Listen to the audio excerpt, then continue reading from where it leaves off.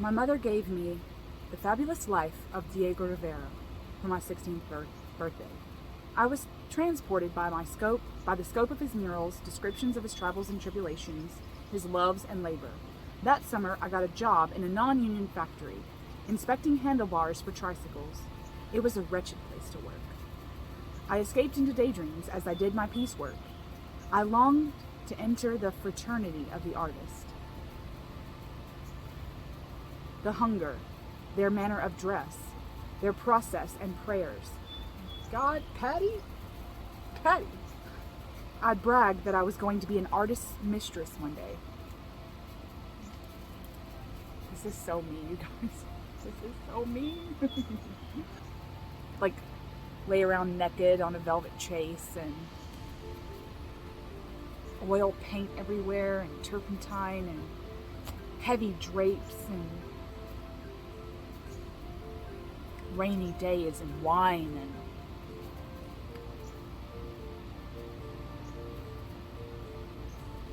late night walks through the night to get inspired. Just spontaneous, right? Like spontaneous life. Like you live in a loft and sex and you just, hey, I need some inspiration. Let's go for a walk. And you walk the cobblestone streets. And you find a cafe that looks real lively and you go in and order an espresso or have a glass of wine, and you find that you have just enough pocket money for a piece of cake, right?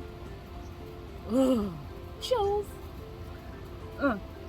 Nothing seemed more romantic to my young mind. I imagined myself as Frida de Diego, both muse and maker. I dreamed of meeting an artist to love and support and work with side by side. And then the very next section is Maplethorpe, you know.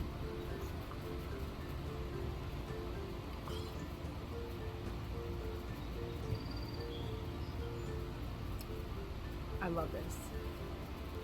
So far, I've been loving it.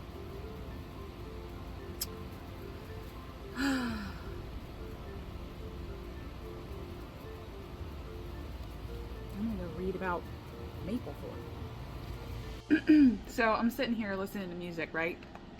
Doing some shit on my computer, and I'm remembering a comment by one of the viewers of my last video, which is like the Goddess of Witchcraft video, and they asked me what my deity theme song was, and I thought this was such an interesting question. I literally told him, I was like, look, I don't know, I'll have to think about that, because for me, music is such a love that with any song, I can view it through the lens of a deity, through deity love, because I think love is love.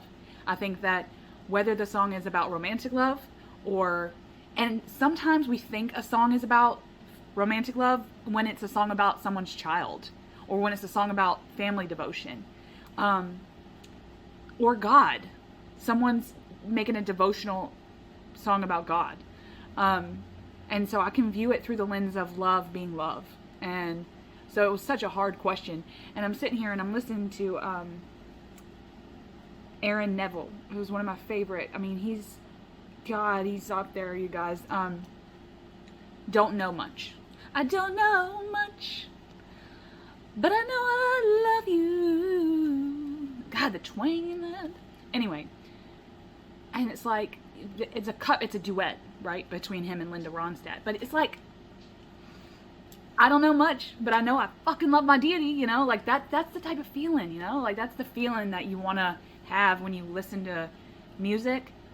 And then even with that video, I put Bonnie Tyler's song on there, like, you know, because I had listened to that, and I was like, oh, what if I change the hero name to Goddess or whatever? I would say top contender for an actual deity song, theme song, would be Florence and the Machine's Big God. That song, you guys, has some powerful lyrics in it. You need a big God, big enough to hold your love. And it's like it's vessel language, okay? It's you being the vessel and you filling it up with deity and with love, right? And it's like, yes, I'm a vessel. And then it's also that your deity is a vessel. And there's this reciprocity there, right? Like there's this temperance energy between you and this deity, and it's just so phenomenal. So I was listening to this, but then also another one that I would go to is Ain't No Sunshine, because that's like one of my favorite songs of all time. Ain't no sunshine when she's gone. That's like, to me, in deity, through a deity lens, that would mean like when I'm not working, when I'm not actively working with you, when I reject you, like when I'm in a mood and I reject you, I miss you, you know? And there's no sunshine because I'm basking in my own humanity. I'm not reaching out to the divinity, and I miss you. I miss you. And that song, I'm getting choked up. That song, it lives in that sphere of grief. I mean, you can't tell it by the lyrics, right? But when you look at it through a deity lens, you're thinking, ain't no sunshine when you're gone. Because sometimes I'm stuck in my own human emotions. And sometimes I need to let go and let divinity, you know? You know, goddess take the wheel sort of shit, you know?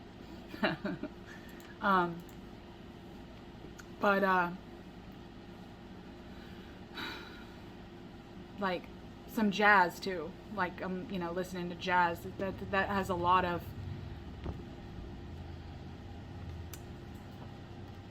I don't know, when I listen to Coco Taylor and Billie Holiday, you know, Gloomy Sunday has such a sadness, right? Such a sadness, but it's about losing. It's about loss. And I think that if we don't look at deity in all the forms, you know, we can look at it through a love lens. You're my love. I'm pouring my love into you. I'm loving you. I'm giving you offerings. But when the shit starts hitting the fan, we often turn our backs. And we'll say that our deities had turned their backs on us, when it's not that. It's that we've turned our backs on our deities because we're like, fuck you, you don't understand, you're just divine, you know, you're just up there in the clouds and you don't get me, you know? And to be honest, that's why we work with deity. We want deities because they know us. No one else on earth knows you but you. No one else. Even my partner, who I've known for 20 fucking years. My own parents, okay? My own parents. The people closest to me don't know all the hidden parts of me. There's mystery there. There has to be mystery there. My husband doesn't know every single facet of my mind. Doesn't know every single facet of my heart. My parents don't either. And as you grow and evolve as a person, the only one that could possibly know you is you in an earthly way. That's why we latch on to deity, because we want them to know us. We want someone out there. We want that in deity. We want that in deity so bad, because we're like, someone please know me besides me. I want to love me, and I can love me, and I will love me. We have these human emotions, right? And the deity, whoever it is, knows you. And while that's scary, how beautiful is it? Like, I love that quote. How beautiful is it to love something that you know death can touch? That death can touch. Death can touch anything. You can love anything on this earth, but death can touch it. And it can't touch your deity, because it's outside of that. It's outside of this realm. So this is what music makes me think of. Like, ugh, try a little tenderness. God, I'm going through my list here, I guess you could say. I'm stuck on you. Ooh, Lionel Richie. I got this feeling down deep in my soul that I just can't lose. Guess I'm on my way. Or even that one that's got a really good beat. Oh my God, what is it? It'll come to me. It's something about Jesus. Oh, going up to the spirit in the sky. It's where I want to go when I die. I love that song. I love that song. It's catchy, right? It's catchy. You know? Who cares if he's talking about Jesus? Insert name here, right? Like, who cares? It's the beat. It's the feeling you get. Oh, ow, that hurt.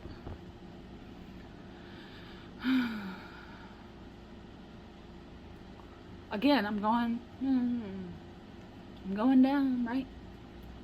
Oh, and if I guess there's this like band that me and my sister have been like, you know, back and forth loving for months, okay? And it's called Sleep Token.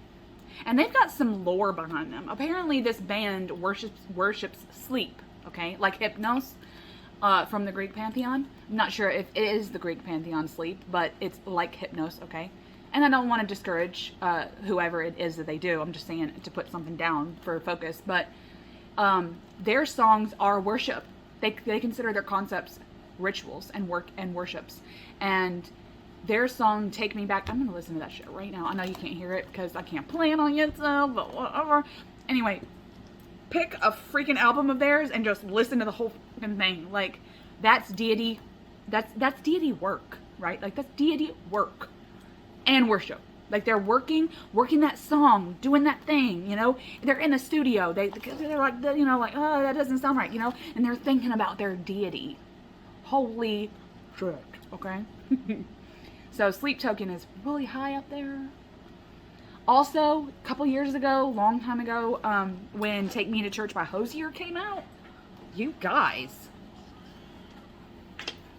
I have no idea what Hozier did. Whatever it is, he's got it, right? Just saying. Let me see if I can give y'all a taste. Here we go. The song, like I said, is called Take Me Back to Eden, alright? Drift. Now, I love this because it reminds me of the river Styx. But I'm still thinking about it in terms of their deity, and it's just like insane, okay? I dream in phosphorescence. Bleed through spaces. Am I allowed to sing? Am I allowed to sing? On YouTube, am I allowed to sing? I don't know. Maybe for a few seconds, okay? Y'all don't tell nobody. To go. So, okay, this song right, this song, this lyric right here. We dive through crystal waters, perfect oceans, but no one told me not to breathe. And now the weightlessness recedes. You guys. Let me just read y'all these lyrics, okay, if I can without singing.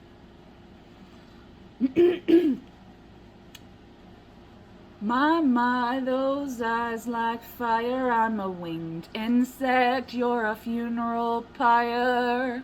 What?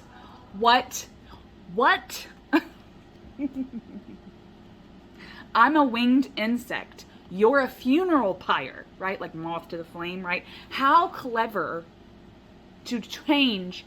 I'm coming at you like a moth to a flame.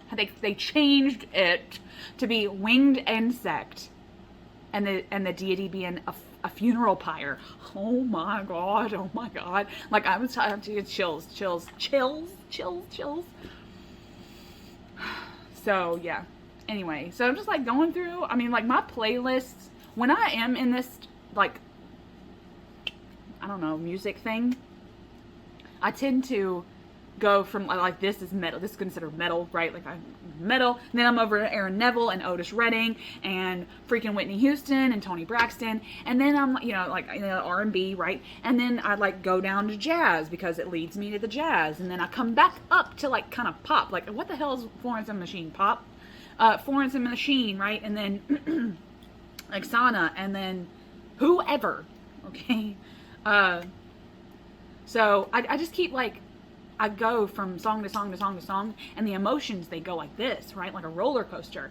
And since I got that comment, what is your deity theme song? I'm thinking, I got deity playlists, okay? I don't have just one song.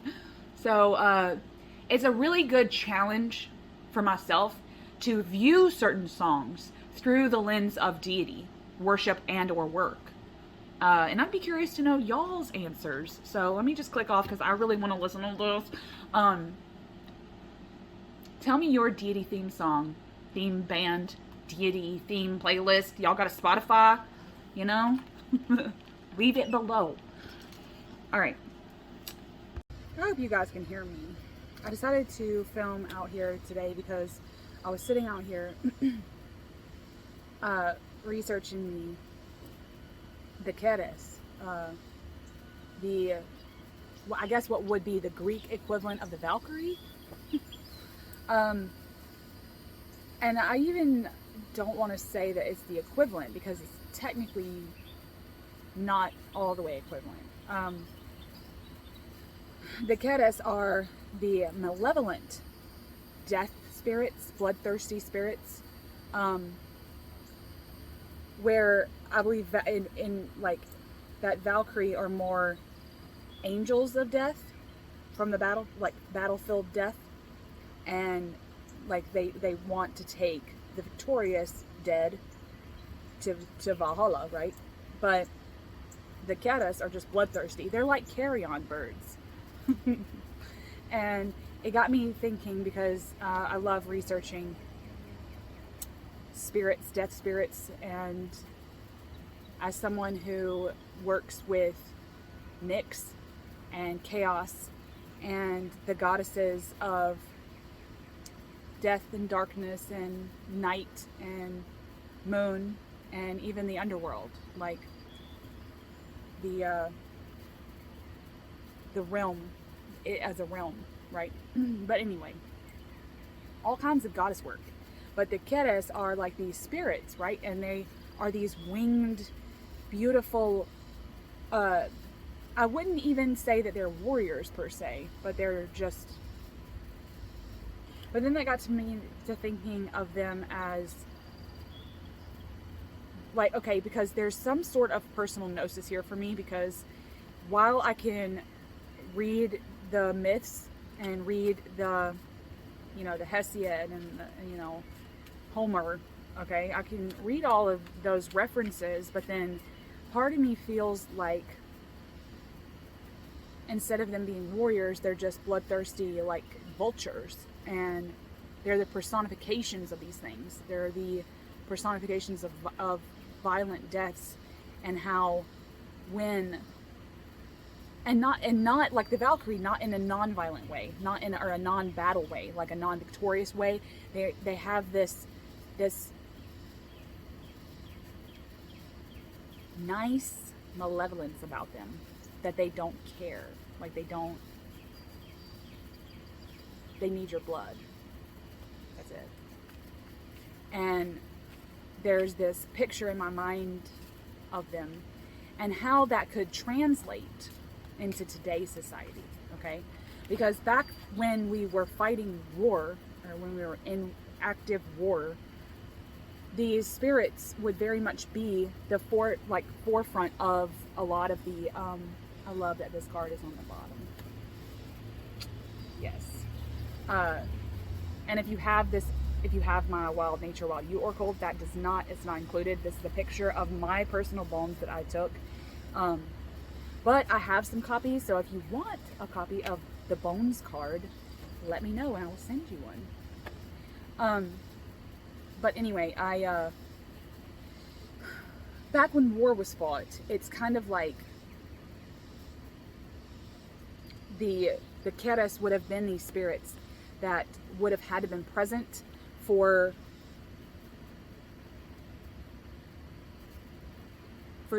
these people to, I guess there had to have been some kind of fear there, right? There would have been a fear of getting taken, of getting their bloody, siphoned, you know? Almost these vampiric these beautiful vampiric women, or feminine spirits, really. They're feminine spirits.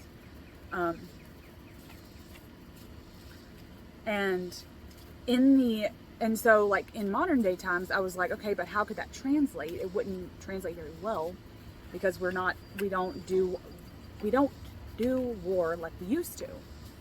It is present, but it's in a different light. And also the manner in which we die is different. The manner, we don't die from, we still die from diseases, we still die from death, we still die in battle in the soldier way, okay, but the statistics have changed, the numbers have changed. And like in the light of COVID even, this outbreak of this disease, you think of the outbreaks of cholera, you think of the outbreaks of different countrywide diseases, right? Worldwide epidemics, and how that could relate, how the Keres could relate, how these death spirits, these personifications of violent deaths be translated now.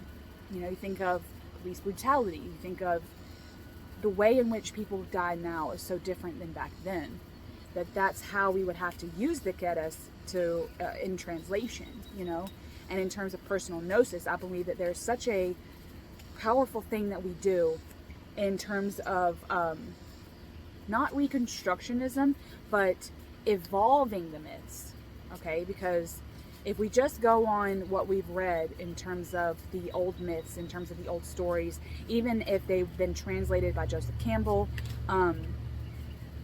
I still feel like there's a part of us that needs to put the modern world in touch with these myths and see how they may relate, and see how they can translate.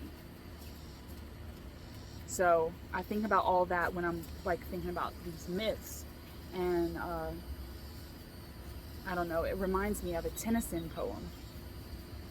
I don't know the name of that damn poem. Cursed be the social wants that sin against the strength of youth. Cursed be the social lies that warp us from the living truth. Cursed be the sickly forms that err from honest nature's rule. Cursed be the gold that gilds the forehead, the straightened forehead of the fool.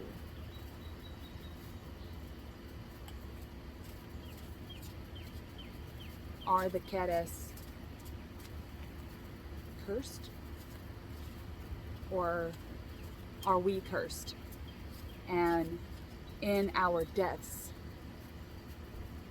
and by them drinking our blood at that moment, they're sucking the curse out of us so that the future won't have to deal with this curse. In an act of sacred eradication.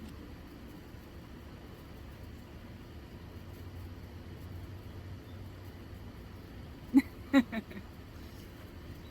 see what we got from my oracle.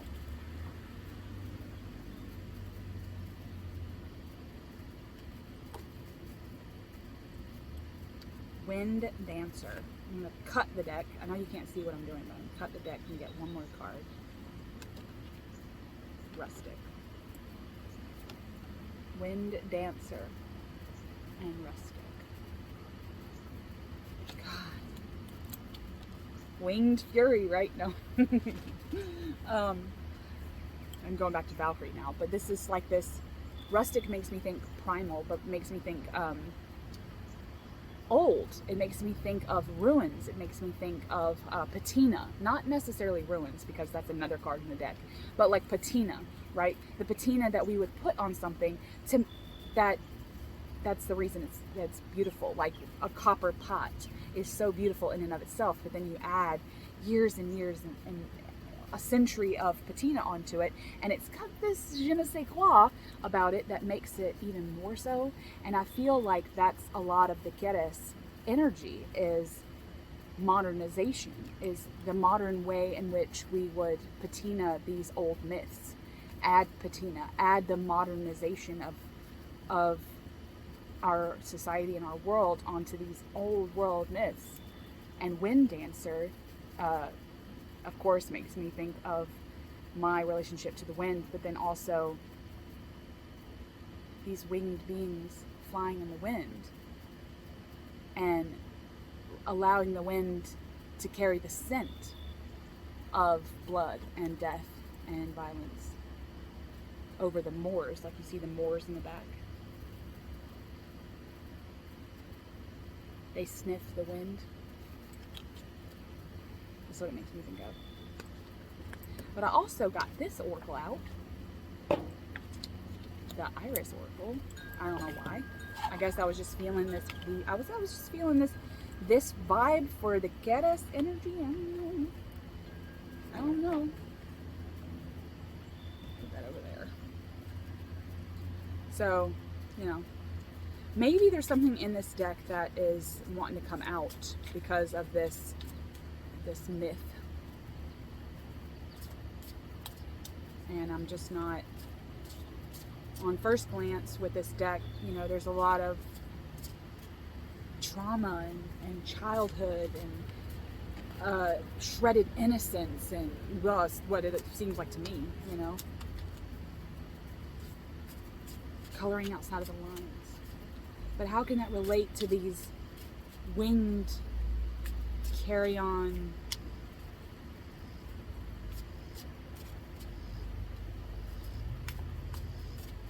eaters of death, blood-sucking, curse eaters?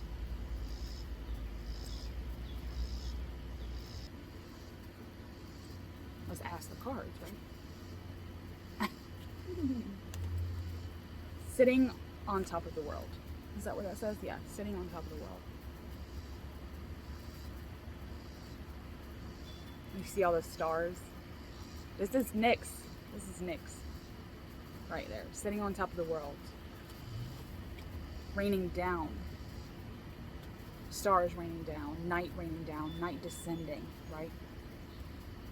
The night. The night of life. What number is that? So you can read that card.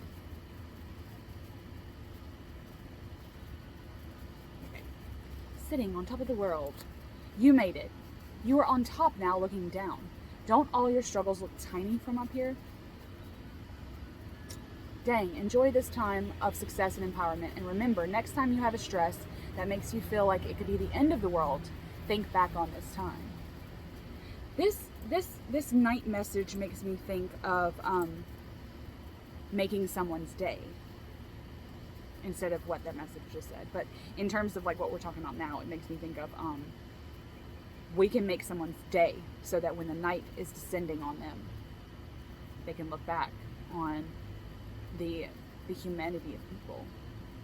So I think the message here is make someone's day. What was that? Oh, the mail lady. Make someone's day so that the night is not so cold.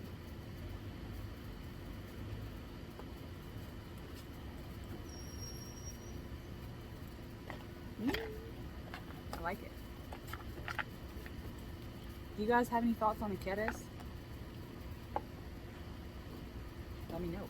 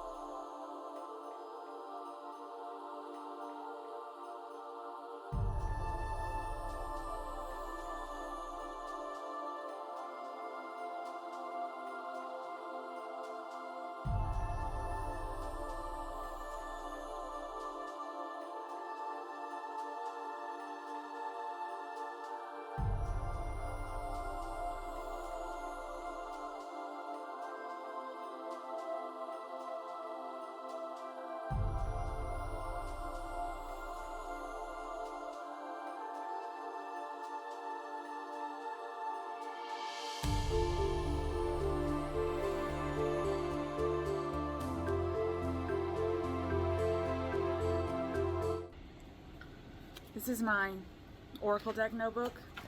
where I've been doing the preliminary drawings, or I have already. And I came across one that I had drew right after my dad passed away. And I've just been sitting with it. And I guess I've been thinking a lot about shape-shifting lately and doing a lot of work with that. And so when I came back to this, I'm trying to find it now. When I came back to this a few days ago, it broke my heart because I realized that we're coming up on 1 year, and I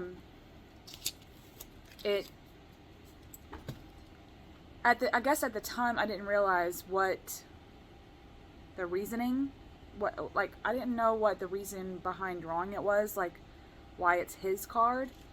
And it's not technically, because I've always been interested in shape-shifting, but my dad used to howl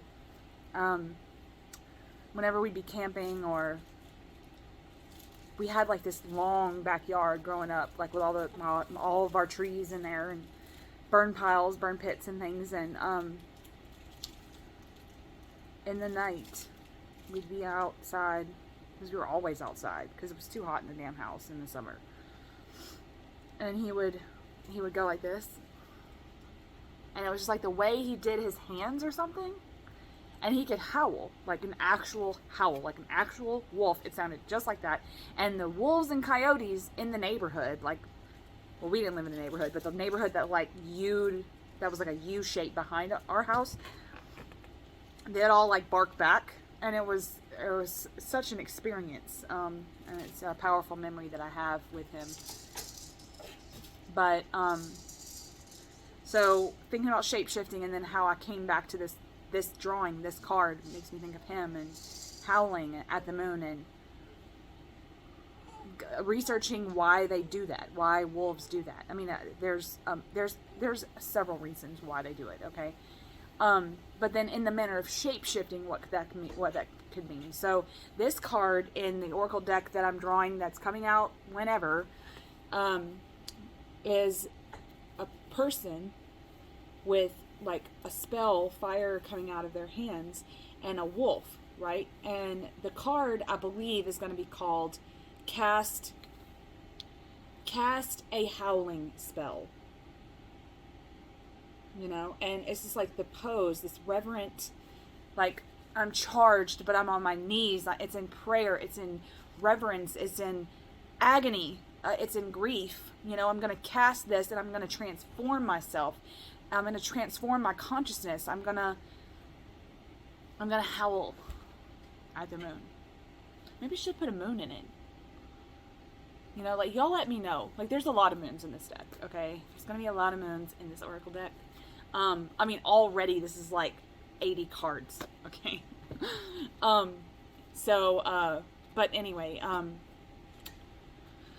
it's going to be beautiful, you guys. It's going to be beautiful. I mean, it's going to be a Lennon consciousness-centric deck, to be honest with you, but I guess you could say this would be like a grimoire in a deck for me. So it's going to be sacred, but hopefully somebody else would find it appealing. But anyway, y'all let me know if like there should be a moon in the background, like where the wolf is. Can y'all see that?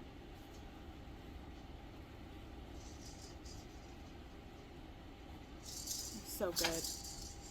And like I said, y'all will learn more about this in the guidebook, but I don't take long on these drawings.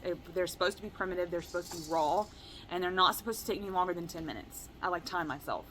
And if I find myself getting too severe, I'll flip a page and redo it and time myself again. So I've been severe in a good way, severe in a organic way, to be honest with you. So y'all let me know how you like this card, but I'll forever think of, when I pull this card, when it's a deck in the future, I'll think about my dad howling. I'll go outside, and the cicadas and crickets will be loud, and I'll hear a wolf call out in the distance, and I'll think of him.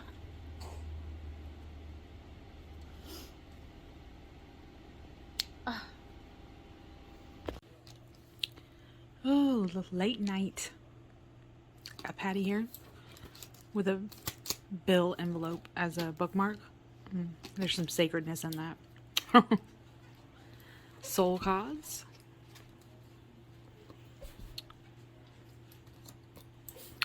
Writing about shape-shifting.